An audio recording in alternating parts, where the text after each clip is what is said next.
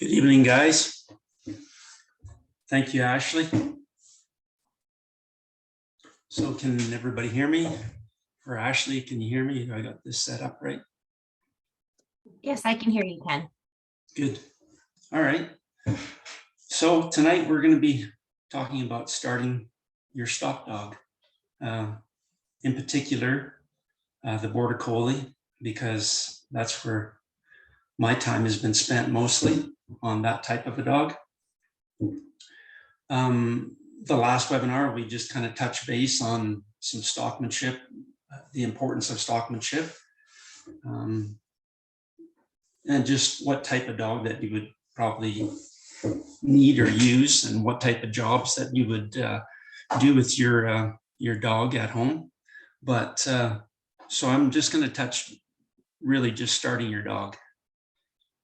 In the beginning stages with a young dog, I just exposed my pup to the sheep. And like I said before, the type of sheep you work should be nice, gentle, quiet livestock to give your pup a chance to build his confidence at wanting to work the stock and stay connected. So, for instance, I get a dog of mine that's 10 months old. I know he's kind of interested in working. He's been on the stock a little bit. I'll walk to the pen. I'll work in a pen size that's, depending on the sheep, right? There's always, it depends. In training, there's always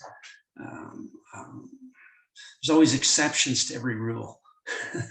But let's just kind of put in perspective. Let's say I'm working in a 100-foot round pen or a 60-foot round pen.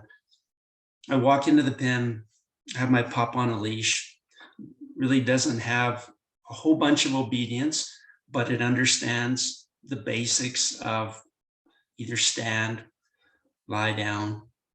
I prefer to use a stand command, but either way, it's fine as long as the dog has an understanding to stop and it has respect for you and you have a good interaction. Where I don't like yelling at my dogs. I'm human. I still do that.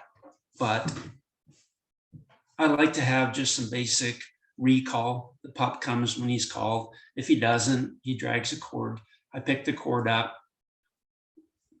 I use the cord in many different manners, possibly, but basically, I just don't allow the pup to run away. And the only way he can find release is to come towards me. When he comes toward me, I give him a pat. I don't really use treats, but I don't think treats are such a bad thing to get started. As long as usually pups have a good interaction with people. If you spent any time with your dog like you should have, he likes you. He wants to be with you. So just using a kind word and some positive reinforcement is enough for the pup. And that's kind of how I would like it to be. But like I said, if I need to treat, I would. So I walk into the pen. I want to know that the pup is keen to want to work and can handle some pressure. Pressure for me, the first thing would being able to handle body pressure. And it already on a lead or a leash, going for a walk to the pen or around the yard, it already knows to yield to my walking stick. Like if I touch it on the side of its body, it moves away from me. If I touch its front feet, it moves away from the stick. I make it uncomfortable for the dog. I don't abuse my dogs. I ask them. If they don't respond, I put pressure on. As soon as I get a desired result, I try in the right direction, I release the pressure. So they already know how to yield. If I want to move their front shoulder, I can move their front shoulder. If I want to move their hip, I can move their hip. Kind of similar to working a horse, because that's basically the same concept that I would use. So the pup already has a feel of me yielding, moving away from me by body pressure, or the yielding to the stick. And it already, without even the pressure put on the pup, it already knows when I walk in the pen, it's allowed to work the sheep. And I try and get myself in a good position. That position would be close to the sheep and kind of off to one side. And with this new dog, if he's never really worked with me in the pen in a way that I was putting pressure on him, and this was the first day that I was going to say, today's training day. And the reason why I say today is training day is because the pup is really locked on to working. I can't call that pup off. He just wants to get to the sheep. He wants to work the sheep at all times. That's how I want my pups. I want them to be that locked on before I start asking something of them, whether it's a lie down, whether it's just body pressure. And I just put my body in a position. I use a stick in my hand as an extension to block the pup from coming my direction. And maybe the best analogy that I can use is because working a horse in a round pen would be very similar to kind of working your dog on sheep with 3 or 4 sheep. Because you walk into the pen and the pup starts to work. And naturally, a good collie pup is probably going to want to just get into the sheep and probably want to circle somewhat. So as it's circling, I'm going to fall in on its hip. I'm not going to stand right in front of it unless it's coming straight at me. But if it's wanting to go around to the left or to the right or clockwise or counterclockwise, I'm just going to let it go that direction, because I'm trying to chip away at getting something done a little better than when I started. So if this pup has never worked with me in the pen in a way that I put pressure on it, and he does something positive that I want in a finished product, which is I want him to be able to circle left or right. If he'll go that direction, I just kind of make him my idea. I fall into a position that makes it easy for him to want to just circle that direction. I don't hinder it. So being placed in the right position, and that position would be on his hip.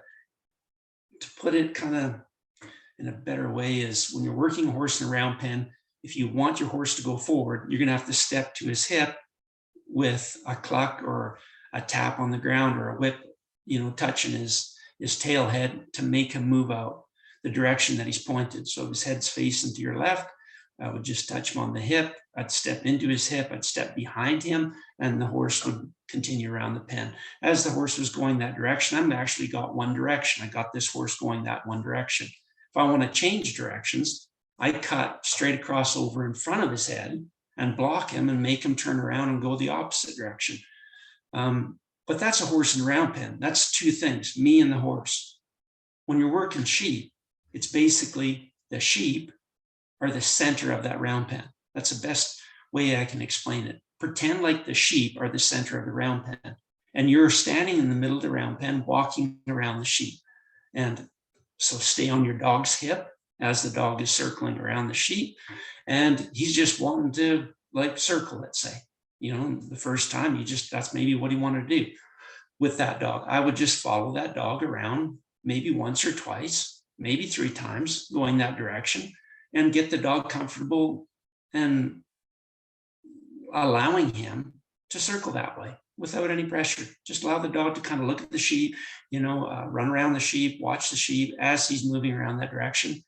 And if I feel he can handle the pressure of changing the direction to go the opposite way, because basically that's what I'm trying to do. I'm trying to get the dog's desire to want to work first, and he's locked on and keen, and he's not quitting, he's not sniffing the ground.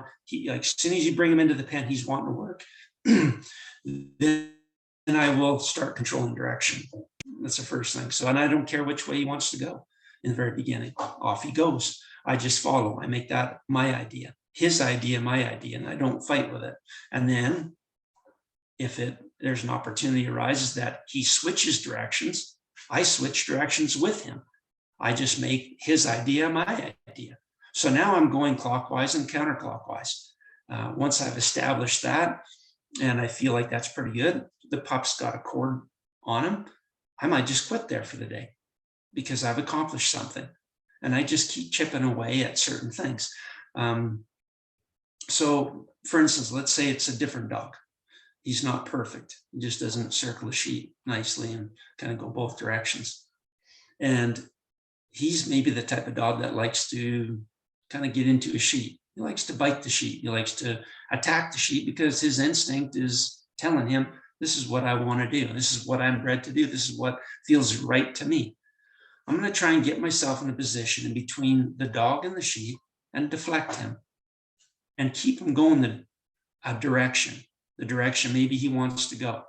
Once I feel he's starting to come into the sheep, I'm just going to step into that position. I'm going to touch him with a stick just to kind of let him know, like, yeah, this is my space here. You can kind of keep circling if you want, but this is my space. You know, I'm not going to be going to beating on the dog or anything. I'm just making that area uncomfortable. I'm trying to give this poor dog that's never had any pressure put on him a fighting chance at trying to figure out what it is that I'm trying to put across to this pup. It's called feel. I call it feel. Having a feel for your dog and have a give and take. When the dog does something that I want, I release the pressure a little bit. And it might only be a half a step back, to release it. But I want to see the reaction that my dog gives me.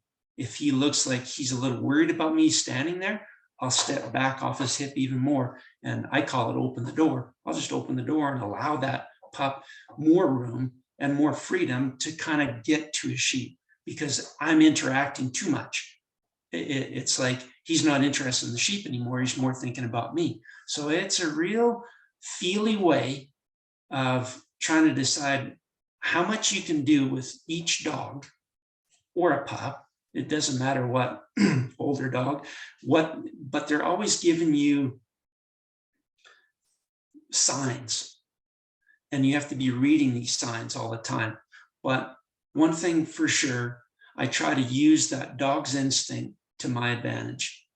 If it wants sheep, I'm going to position myself close to the sheep. To influence, I'm going to start small and work to a bigger, better thing.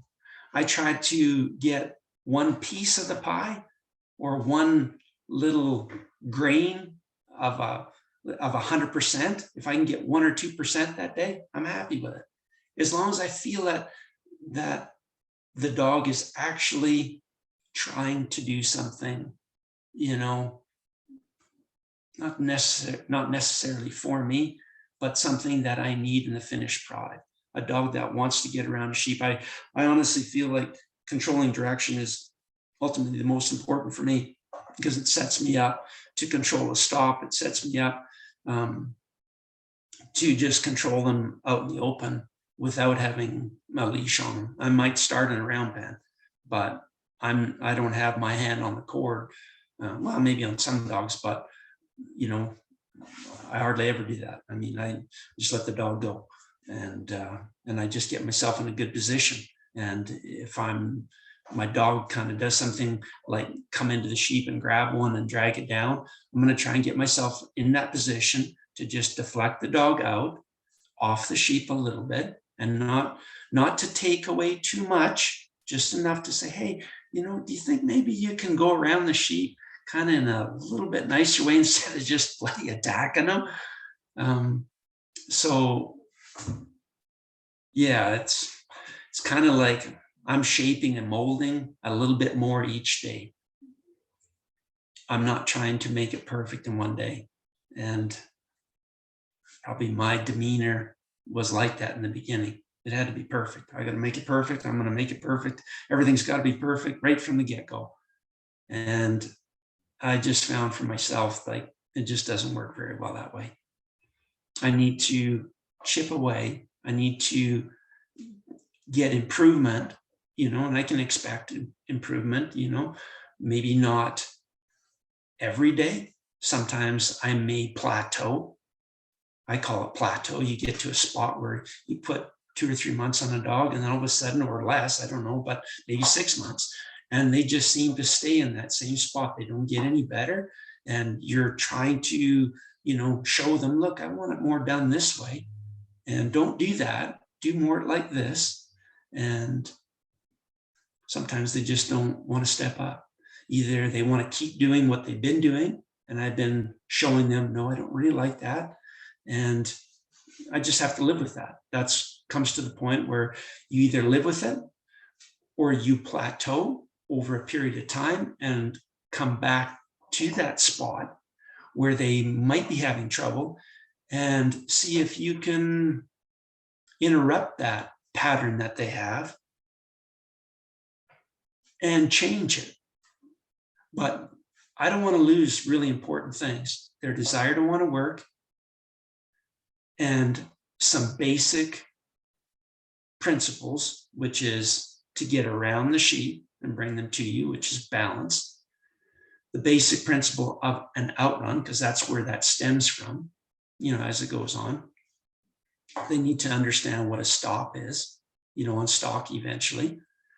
That has to be. They also have to learn how to bend off their stalk, meaning they need to stay out on the edge of their flight zone. They can't be inside the flight zone all the time. And when you're in a round pen, they don't really have a choice if they can't duck underneath the fence and get around. I don't really want my dogs stuck in the fence. If I put them in the pen, they stay in the pen where I'm working. But eventually they have to learn to try and work out at that flight zone. And because if you don't, that just stems back to stockmanship. If you're harassing your stock all the time with your dog, it's like walking out there with a stock prod and just stock prodding, your animals all the time. They're either going to run and be deathly afraid of you, or they're going to turn and fight because they've had enough. So with all this training, have a feel for your livestock, because you can't just abuse them, because they're not going to stand still if you're always inside that flight zone. It's important to, just recognize that as much as you can. So if you're wondering, well, how come my sheep are always bolting and running? Well, it can be the breed of sheep. It can be that they're not that dog broke and they're not comfortable around you. They might be more afraid of you than they are of sheep. Well, then don't stand so close to the sheep if you can, to help them relax more. It's so hard to explain this, online. It's so much easier to explain it with a group of sheep in front of the person that's working their own dog, because you can see the reaction of the dog, you can see the reaction of the person, you can see the reaction of the sheep, and it's one of those three things. There's something going on. So my dog's keen, he wants to work, he stays locked on. 2, I'm going to try and control direction. And I'll let him pick. If it's the first day, I'm just kind of letting him, if he circles the first day and on a come by direction, I'm okay with that. I'm okay to quit there. I've already gained a whole bunch. I got one thing that I never had before. If I can go the other direction, I'm even happier, because I'm trying to make them ambidextrous as soon as possible. I do not let my dogs go months circling one direction. There's just no bloody way I'll do that. At the very most, I would say a few days to a week. They have to be able to, and if they can't handle that, I just back off and I'm not really working them. I'm not putting pressure on them. I'm just taking the dog out there and letting them have a go with the sheep a little bit here and there. And if he can't handle it, I just don't train on him then, either get another dog or realize that I'm doing something wrong to causing that to happen. But I really don't have any issues with trying to get dogs circling one way or the other.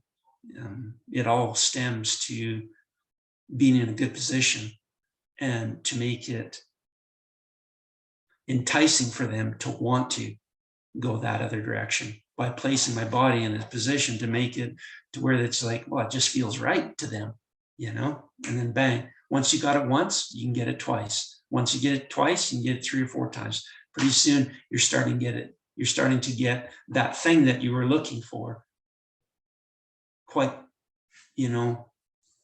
often. And then pretty soon it's like out of 10 times, 8 times the dog does it right. And before, you couldn't get him to do it once. That's probably my worst nightmare is in training an animal, when I can't get them to even try to do something in the right direction of what I'm thinking. Not even a little bit. That's frustrating for me. That's almost like a nightmare. So now I can go He's keen, he'll go left and right.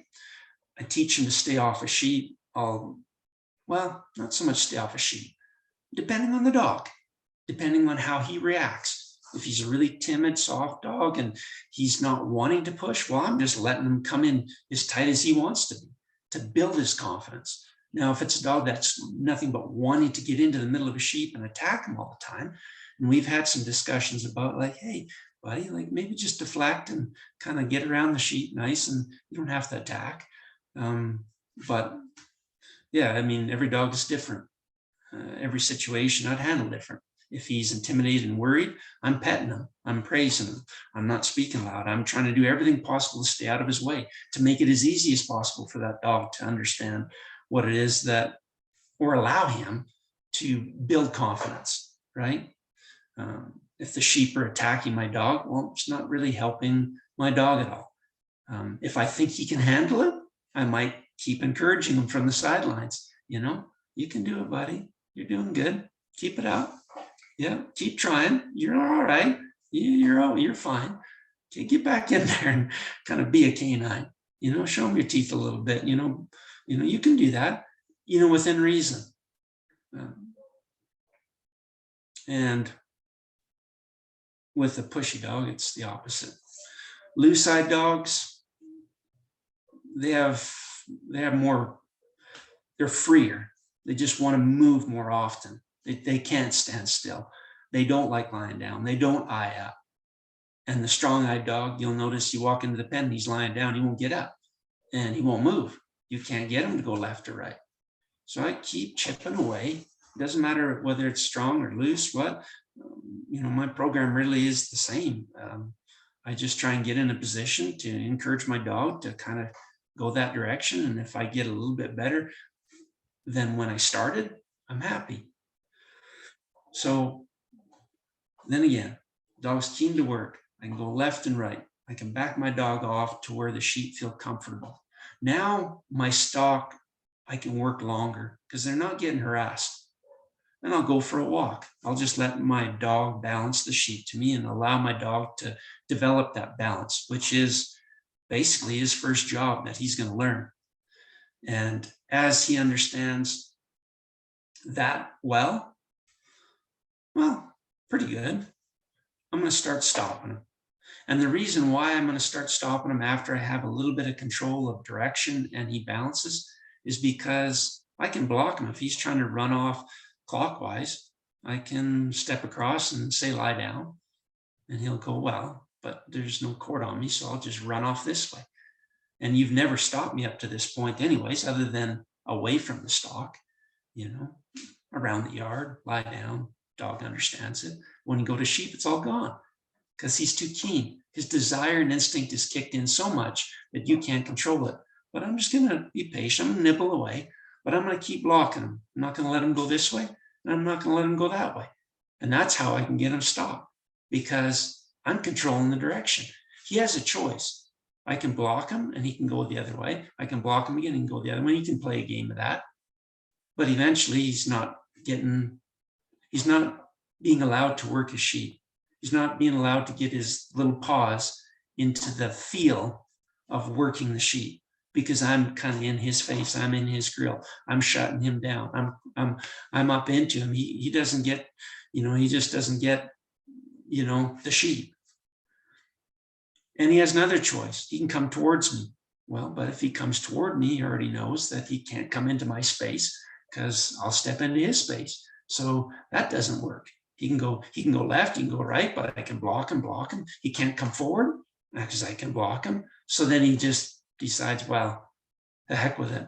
Either I'm going to quit, he can turn around and leave and go the opposite direction.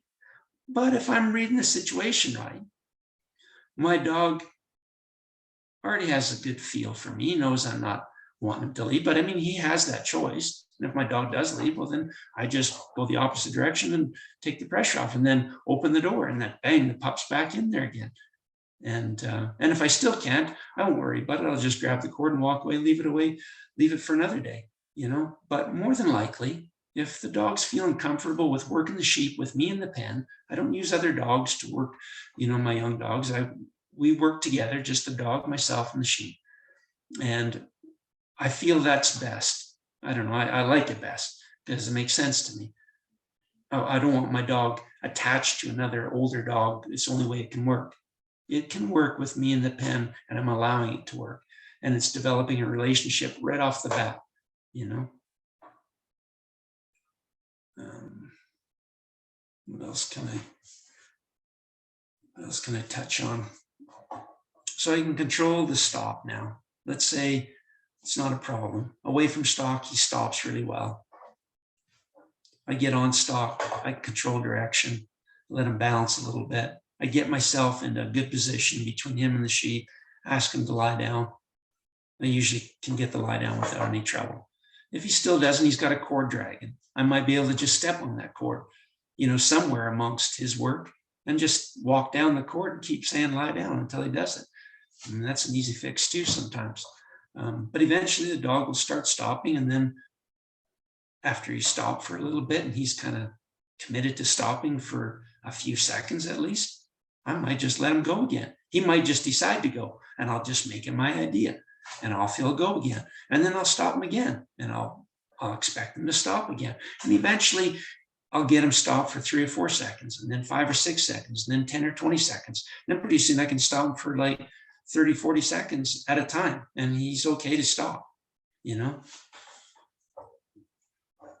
Now I can recall the dog away from the stock. If he stopped and he's being pretty good about it, he stays there, and I quietly try not to move fast, quietly walk past my dog and call him to me as I'm walking away. If he doesn't come, usually I'm already stepped on the cord, as I'm already sharp enough about that. I won't give him a chance to just bugger off, you know, but I'll just pick up the cord or step on the cord as I'm walking by. That'll do, and walk away. And then just use the cord to help me get the pup, you know, away from the sheep. But I won't turn my back and walk right back towards my sheep and face my sheep, because my dog will come right back in there. It's most natural for him. As soon as you're walking towards the stock, he wants to work the stock. As soon as you're walking away, oh, he thinks he's supposed to follow you and leave, especially if you're using the command that you would normally use, which is that'll do, or his name, or here, or whatever command that you use for a recall command. So that's kind of the basics for me.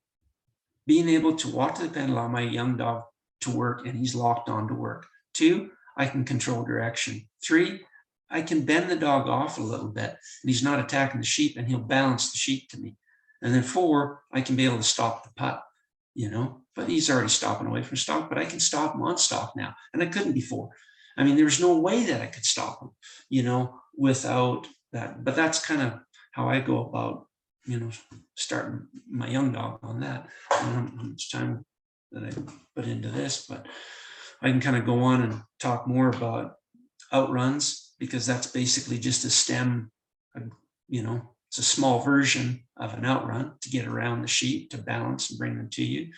You know, if I'm 20 feet, 40 feet, 60 feet, 100 feet, 50 yards, 100 yards, 200 yards, 300 yards, 400 yards, I work up close, small, and stretch it out. And I put in the time, whatever time it takes with that dog to get the point across, you know, how I want them to work. And the relationship between my dog and myself, I don't know how to explain it other than, you know, they have to have respect for you. You have to expect, you know, them to respect you. You have to be consistent with it. And so much more. There's always fine lines. There's always depends. Yeah. Well, actually, I think, unless there's some questions. Yep, there was a question that just came in. It is, you said that you don't like to use an adult dog, sorry, to assist a pup, as you want the pup to rely on you. Is there any time that you use one to build confidence? Yeah, for sure.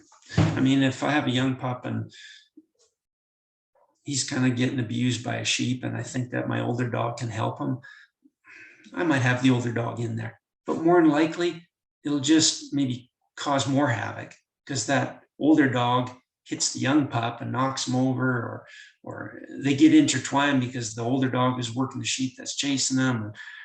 But it can work. It can work, you know. But I just prefer to just get rid of those sheep. Get some sheep that young pup can feel comfortable working, you know, and use the old dog, you know, if the sheep aren't bad, but you're just trying to get that pup interested. But man, if that pup is bred to work, it won't take much. And if you got sheep that are dog broke, those sheep are probably going to move from that pup. You know, it's just, there's a lot of natural ability in a good quality dog that it just happens. A lot of this stuff just happens. And it amazes me every day, even after as many years that I've kind of messed with, they still shock me how well they can listen, or the type of talent that they have and how they read their livestock. And it's like, wow, I mean, I never taught that. Like, I mean, I allowed it to develop, but he kind of was bred, it was in there, right? And that's real important too. Yeah. Are there any other questions from the participants? You can also unmute yourself if you'd like to ask a question, if it's easier than typing in the chat box.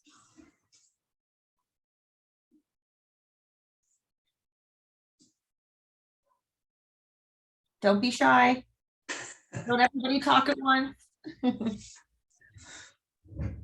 So I guess I can kind of just touch a little bit on some other things again, but just talking about stockmanship and reading your dog, that is definitely, I mean, it's real important that you have a good connection with your dog, that he likes you. He knows when you're happy. He knows when you're maybe upset.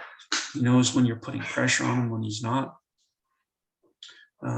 Remember to pressure and release, because I really didn't explain, you know, how I go about circling the dog. But when you pressure your dog and ask him to deflect, as soon as that dog turns his head to kind of bend off the sheep and kind of do what you were asking him to do, that you've released that pressure, you know, because if you constantly stay in that position, he's probably going to feel so overwhelmed that there's too much pressure there all the time. With certain dogs, especially dogs that are really acute to wanting to listen to you or wanting to be good. And I mean, those are nice dogs. You know, if you just do very little, they give you so much. You don't necessarily have to have the really hard, pushy, you know, type dog. I mean, I like that type of dog. It kind of works for me. But man, I've had lots of dogs that are kind of sensitive and soft, and they're nice to work too. And it doesn't mean that they can't do as good a job either, you know. But have feel, honestly, have some feel for working your dog. I think that's real important. And talk to your dog, show your dog what you want. I usually have some way, some means of showing my dog what I want, whether it's with body pressure to deflect the dog, to show the dog kind of where I want him to go or how I want him to be, or I'm using a cord. I use the cord to show the dog how to go into let's say a sheep shelter or into the barn, because he doesn't know how to go inside that one spot, or he just wants to run right through the middle. I might just pick up the cord and walk him in, but he's already leash broke. He already will lead on my right side and my left side, because I want him ambidextrous. I don't want my dogs to be one-sided. They can only go in the barn in one way. No, I mean, for a fully finished dog, I mean, I got to have control of direction. Doesn't matter how close or how far away. It's, you know, I don't know. There's some other little tips there, I guess, that tidbits that might help people. There's another question that came through. It says, if you have a soft dog that has the bloodlines and instincts, but lacks confidence, how can you build them up to work bigger groups? Or is it better to stick to smaller groups and use a stronger dog for big groups? Well, I mean, all you can do is try.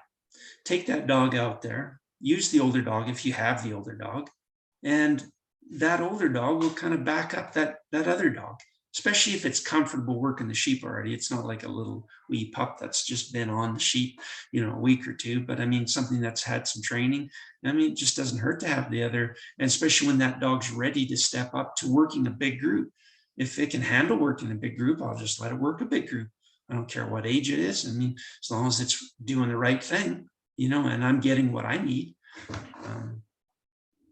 So yeah, you could use another older dog, but most of the time I'm just working the type of sheep for that pup or that dog to build his confidence. And when he's moving sheep around or she's moving the sheep around, she's building confidence because she's doing it, not me.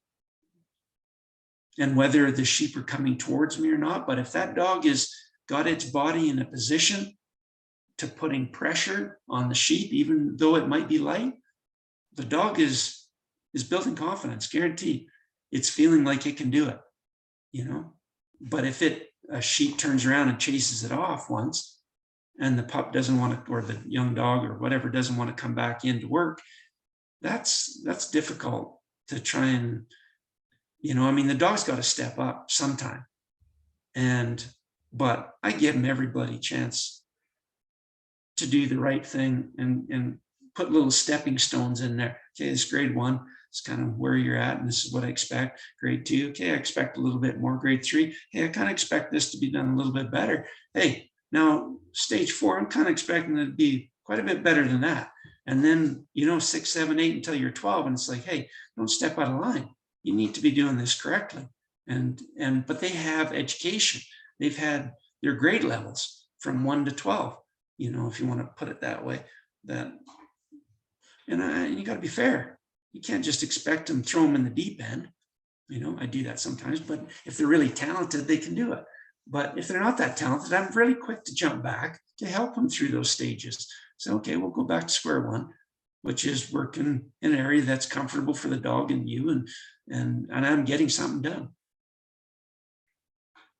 Okay, I've got a couple other questions that came in. The next one is, specifically, are there any exercises you like to set the dog up to do to help build confidence, or just in general, do you prefer to step out of pressure on the dog and let them work as they need to build them up? Yeah, I like to step out of the way and let them build confidence, but sometimes they get overconfident. And that's the problem. So we're talking about a dog that doesn't have the confidence, but usually I don't have that problem. Usually they're too confident, you know, and I'm trying to actually take a little confidence away from them, say, hey, take it easy. You know, it's a little excessive. Okay. But oh, sorry. No, go ahead. The next question is, what type of pen or corral system do you prefer for working dogs? Rails, panels, page wire, hog panel, etc. Well, shoot, the kind of hog panels are pretty nice, but I mean, honestly, you can work wherever you can get the job done. You know, if your sheep are really good and they just want to stand out in the middle of a field, and you can take your young pup out there and circle his sheep, well, perfect. But that doesn't happen very often. If you're kind of been around a business and kind of have a feel of, you know, and you've got some really dog broke sheep and your pup's been pretty good and you kind of know exactly how much pressure your sheep can handle being out there before they run off, and you can get something done, great.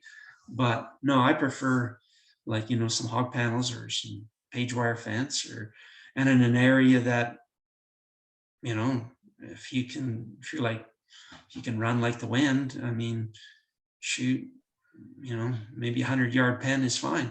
100-yard square pen would be great, or 200, you know, depending on how fast your legs are. But if you're not, and you're trying to I'm trying to stay in a good position. So I usually work in an area that's, I don't know, 100 feet, you know. I got some pens like 250 by 200 or something, but I'm working sheep that are pretty quiet. They stay with me. I don't have to run too much. And if I do, I do. And if it's that bad, I just work in a smaller area to where I can get into a better position. Because I always ask myself, how can I get myself in a better position to influence my dog, you know, and use my dog's instinct to my advantage? Okay. The next question is, how long before you work a pup out of the pen? It just depends. Just depends on the dog's confidence. You know, once the pup is really going left, going right, controlling the sheep, Well, I might work in a little big area and see what happens. But depending how old the dog is, if he's just a little pup, I don't want the sheep to outrun him. So it's pointless to put him in over his head. I've put him in on his grade level. If he can work some quiet use and you're just a little guy. But if he's older and he can run just as fast as a sheep, well then, yeah, I would work in a big area. So stepping stones, I don't know how else to kind of explain that other than they're telling me by what they do. They can get around their sheep clean, they're balancing well, and the sheep are relaxed. Because if the sheep aren't comfortable, my dog's not comfortable. I make sure that my sheep feel pretty comfortable staying with me and that the dog is under control, and the sheep feel that. The sheep feel the dog be reasonable.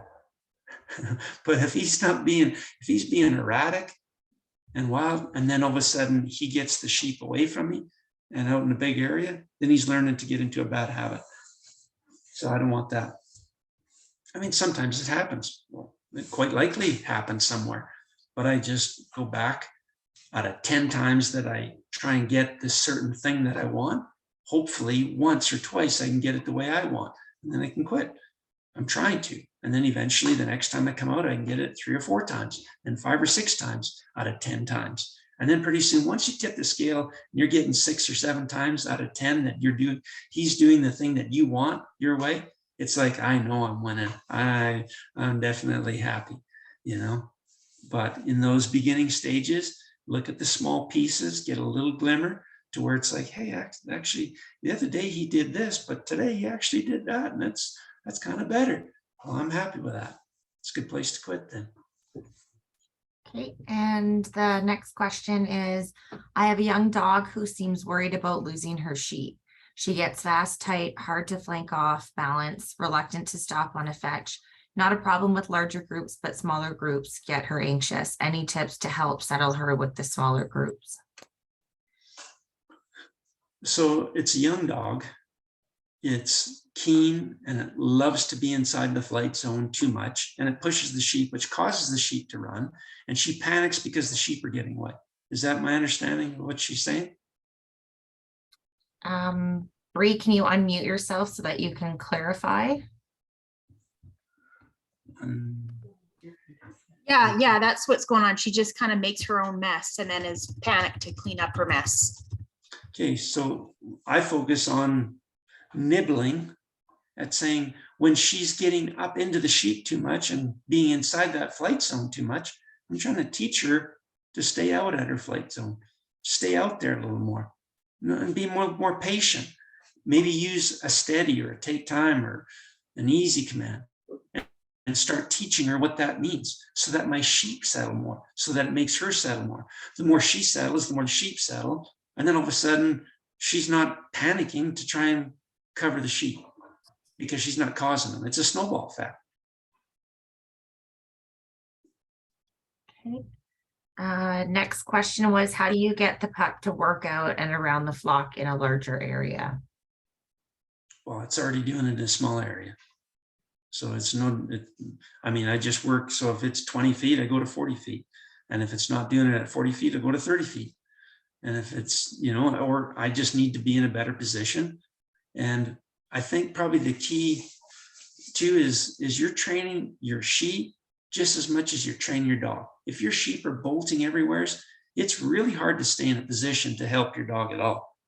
So I'm trying to work sheep that are easier in the beginning, because it makes it easy for me to take and bring a dog up in a short period of time and have some really good kind of fundamentals already. I got a fighting chance, but it's all about respecting your livestock. If you don't respect your livestock or your dog doesn't, you need to show your dog how to work the sheep in a nice manner, in a fair manner. And if they're ignorant, the sheep are ignorant, well, the dog can be ignorant. But hey, if the sheep are being good, that dog's got to learn how to back off and not be pushing into that flight zone constantly. And at his grade level, you can't expect a young pup to do that perfectly. And I wouldn't want to. But an older dog, that's had a lot of time put into him, I'd expect him that he can kind of just walk the sheep around. If they're at a trot, he can let them come to a walk. If they're at a lope, he can let them come to a trot, to a walk.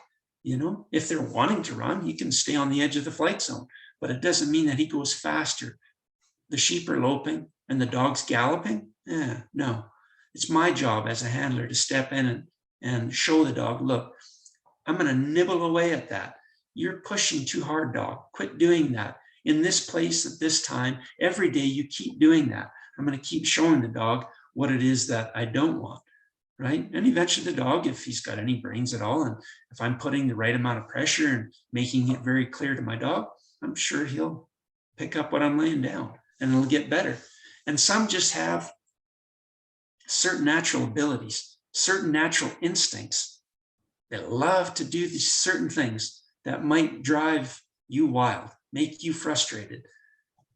And sometimes you have to look and say, you know what? It's just the way the dog is.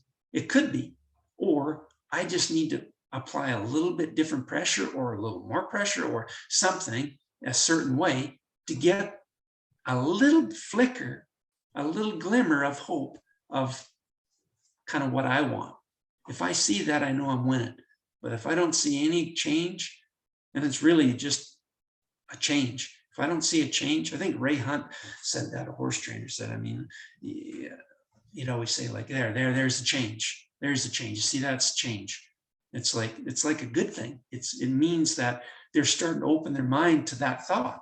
And that's what I'm looking for. I mean, I want that dog to see a little glimmer of a change. And it might not be, as long as it's a change, as long as it's not doing the same thing. He changes and does something maybe the opposite, and maybe it's not any better than what he's doing. Maybe it's worse, but the change is important. Just being able to feel like your dog is changing from his own thought and trying to focus on something different. I mean, that's what I'm trying to do. Essentially, if I'm trying to shape and mold my dog the way I want, I'm interacting in those spots. Okay, the next question is, in a working situation, when are you working a young or green dog on a full day of work, and at the end of the day, they get Crashy and Grapey? How do you ease them off without shutting them down? This is in a situation where you don't have the option of putting the younger dog away and grabbing an older dog to finish up. In this situation, it's a 3-year-old dog that is a bit mentally immature. Oh man. So my understanding is like the dog is with you. You can't tie him up. You can't put him up. You can't put him in a kennel. You can't tie him to some spot away from where you're working. You have to have him with you all the time. Well, it's not going to change. Unless you change something. If you keep doing the same thing, you're going to keep getting the same result. Is that like, I'm not sure if I understood that question right, but you need to change something then. It means you need to pack maybe a little chain with you or a kennel and put the dog in there while you're not, or I don't know, find some place that you can give, if your dog's been working really good and you had a good session, just put him away somewhere. Give him some time to think about what he's doing and spend time so you're not wearing him out, mentally, with more stuff. Yeah, it's unrealistic. Sorry, Ken. In this situation, I've got a young dog that I'm working 12-hour shifts out on the cut block, and I've got a few young dogs out with me. And for the most part, I'm able to break the day into 6-hour shifts. Yeah.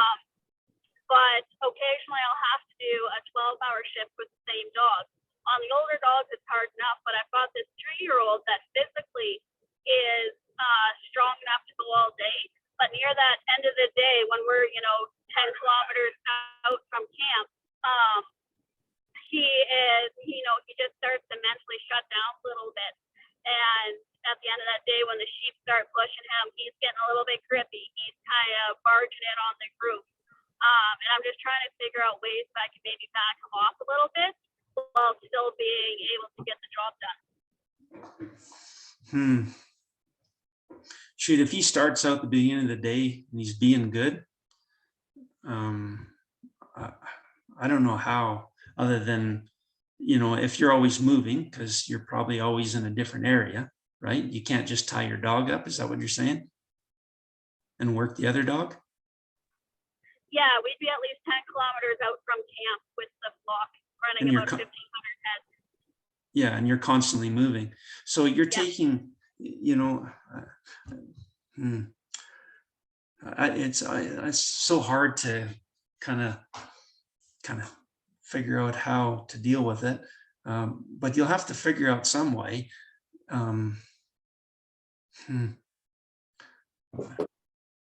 I, if he wasn't grippy on the way out there, but he's more grippy at home, is it because of the sheep? Because they don't want to move? Or is it because the sheep are moving too fast and it causes them to get excited and he just wants to bite more? I don't know why would he be biting the sheep more at the end of the day than at the beginning of the day? What do you see that's causing him to want to do that? My husband can actually answer that a little bit better. So what I'm seeing is at the end of the day, the sheep know it's time to go home. He knows it's time to go home. They've kind of got the program figured out by now. So I think he just gets a little bit overexcited and he doesn't have that mental capacity to keep himself in check anymore. So he just gets a little bit too crashy when he's driving the group back to camp. Okay. Well, so obviously you need a steady on the dog, right? Like he's steady in the morning, but he's not steady on the way home, right? Yeah, yeah, that's right. So like I'd be working, you know, small. I mean, in the beginning and teaching them that command, whatever that might be, steady, easy, time, you know, take time. And then when I'm balancing my sheep to me, he understands what that word is. And then when I'm driving, I start implementing what that word means. And then when I'm going to the cut blocks, he already knows what that word means. So if he's pushing too hard, I just say steady and he steadies up. If he doesn't, I have a means, a way of teaching him or showing him, look, slow down, take it easy, right? So what is it? How have you taught him, or have you even taught him like that command? Like maybe you have. If you have, show him what that means and don't let him do it. Whether you're using a cord or using body pressure, and you stay on him. On the way home, you know he's probably going to do this because every day he does that. Get yourself in a position to influence, you know, the way he works, and doing it consistently, he'll start picking it up, or he'll start pushing on you more about it. Well, then you might have to push back more until you feel it change, till he decides that, maybe I should change what I'm doing. And yeah, and he starts figuring it out.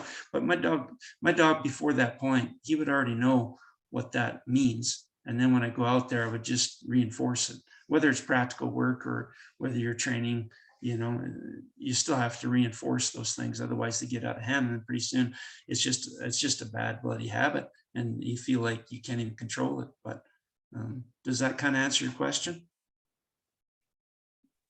Yes, it does. Thank you. Okay.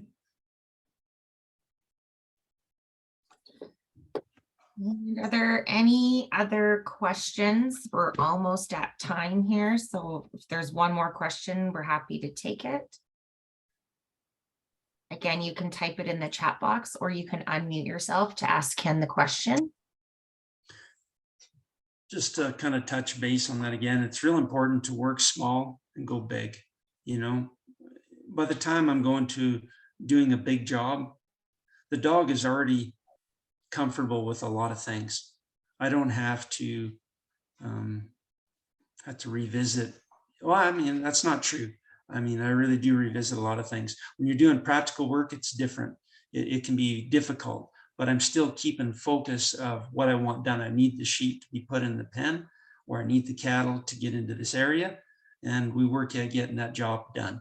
But in amongst that job, if he's never done it before, I cut a little bit of slack. You know, he hasn't done it before, he hasn't been out to that field before, but I still have a lot of those basics where he will stop for me if I really need him to. I know I can get myself in a position to influence him to stop where I want him. Or if he's pushing too hard, I can try and convince him to ease up a little bit there if he's that pushy type of a dog. But those basics, like just being able to control direction and to be able to stop your dog. And then also, I never really touched on steady and easy and take time, but it's basically very, very similar to a stop command, very similar. You're stopping them from going left and right, and you're stopping them from coming straight forward fast, you know? So it's a very similar, you know, similar way of reinforcing, you know, what the steady means. Get yourself in a position to influence your dog to slow down, you know, and if that doesn't work, I've used a cord, you know, but the only problem is with a cord, I don't want my dog turning around looking at me. I don't want to be tugging on the cord and making him turn tail to his stalk when he's working the stalk. So. Okay, and I have one last question that came in, Ken. It Mhm. is, what are your thoughts on training collars with multiple settings for corrections? I've never used a collar like to train dogs, so I don't have, I mean, I could speculate on how to use it, but I've never used one, you know, to train my dogs, you know, work stock. So I won't say anything about any of that because I don't know anything about it. Okay. Well, with that being the last question, because I guess the thing that I would say about that though is if you're having that much trouble and you're wanting to work with, you know, a collar like that, maybe try a cord, you know, teach your dog, go back to basics, teach your dog on a cord and have that interaction between you and your dog and have those discussions or talks. And I mean, basically show your dog what it is that you want and you expect him. If you want him to stand, well, teach him with a cord and how to stand by using steady pressure until the dog gives you that try in the right direction. And then when he starts doing it and you're repetitive, he understands what the word means and he'll start doing it. You know, most dogs are pretty willing, you know, if you have them in the right frame of mind to do things for you. It's amazing that they enjoy interaction between people and they get bonded. They're willing to do it for you if you show them. So I would kind of go back to showing them the basics. If you're running into collar issues, you know, I'm thinking that you need that. Most of the time it's a quick fix for somebody. And I'd sooner go back to the basics, make sure that he understands all this stuff. And then if I've been through all that, then possibly, you know, that's maybe an area where I might go. And trust me, I mean, some days I often thought of that maybe, you know, but I always went back to the basics and thought about it and just applied it kind of a little different way and worked closer or something and worked through it. All right, that's great. Thank you to Ken and to all of our participants who joined us this evening. This will conclude the webinar. I will be sending an email to everyone who registered for this evening's session tomorrow that will include a link to where you can access the webinar recording. So once again, thank you very much, Ken, for your time. This was a great two-part series. We appreciate you taking the time to speak with our producers. Yeah, thank you, Ashley. Have a Have a good good night, guys.